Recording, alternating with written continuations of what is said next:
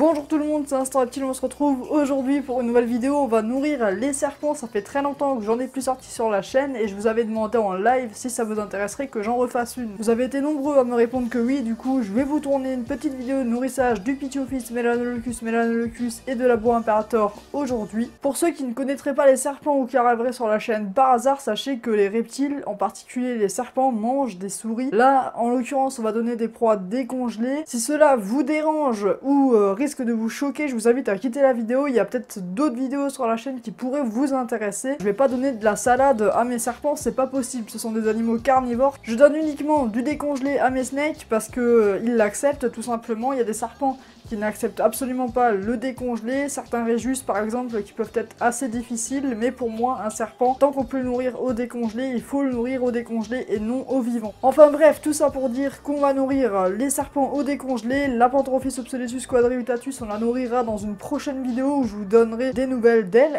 Rassurez-vous, elle va super bien, elle grandit très bien. Et elle est même super farouche et avec son petit caractère. Je vous rappelle aussi qu'il y a le sondage pour le nom de la Panthorophis obsolescus quadriutatus. Je vous invite à aller voter dessus pour que je puisse faire mon choix au niveau de son prénom. Bientôt on va y arriver, ça fait plusieurs mois que ce sondage est déjà sorti. Mais un de ces jours, je vais vous faire la vidéo où on choisira son prénom, je vous donnerai des nouvelles d'elle, etc. Bref, trêve de plaisanterie, allons nourrir les serpents, c'est parti.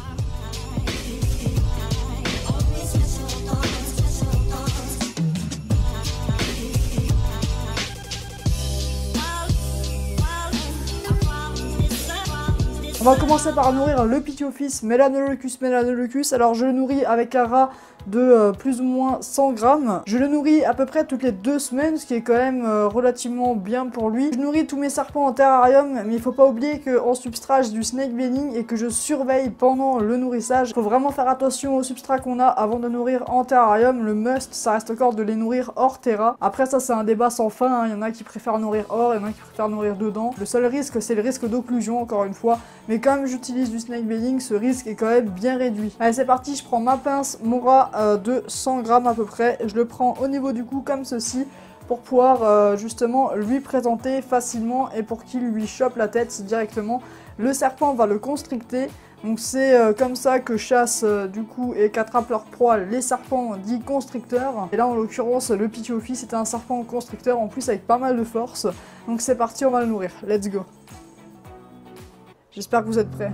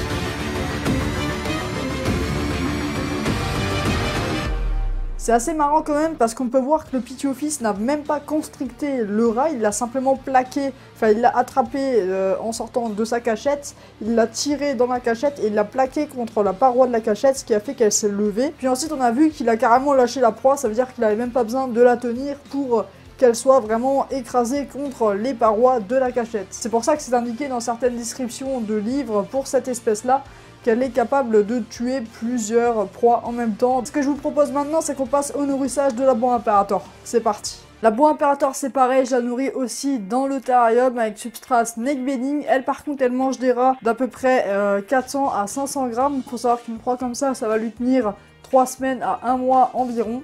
Encore une fois, pareil, la proie, je la prends au niveau du cou pour la présenter. Je vais ouvrir un petit peu la vitre. Également, j'ai retiré les gamelles d'eau. Hein. Si vous voyez pas les gamelles d'eau dans les terrariums des snakes que je nourris, hop, on ouvre le terrarium. On ouvre le terrain, donc là la boa va capter qu'il y a le rat qui n'est pas loin et on va présenter la proie.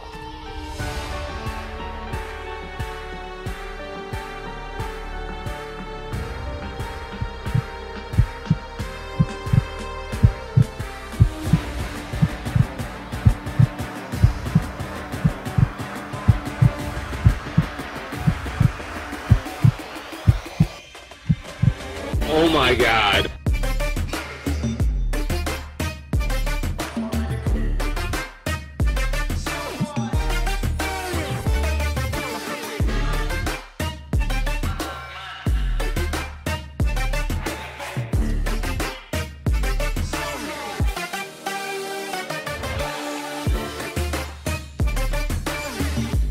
C'est déjà la fin de cette vidéo, j'espère que vous aura plu. La boa et le Pity Office ont reçu leur repas et là je vois que le Pity Office a terminé de manger, c'est plutôt cool.